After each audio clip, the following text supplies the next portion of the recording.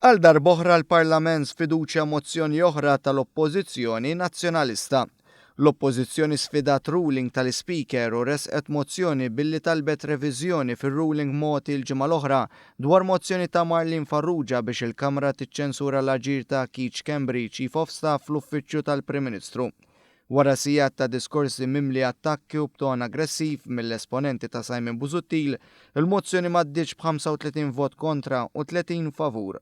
Sa dan it-tant aktar qabel tkellmu numru ta' kelliema min-naħa tal-Gvern. Il-Ministru Owen Bonnici qal li Simon Busuttil jattakka kollox saħansitra lill-Speaker tal-Kamra tar-Rappreżentanti. Id-deputat Laburista Luciano Busuttil spjega d-differenza bejn din il-mozzjoni fuq Keith Schembri u dik li kienet saret fuq Richard Kakija Caruana. Filwaqt li Schembri għandu karika permezz ta' Position of Trust, Kakija Caruana kien ambaxxatur jirrappreżenta lil pajjiżna.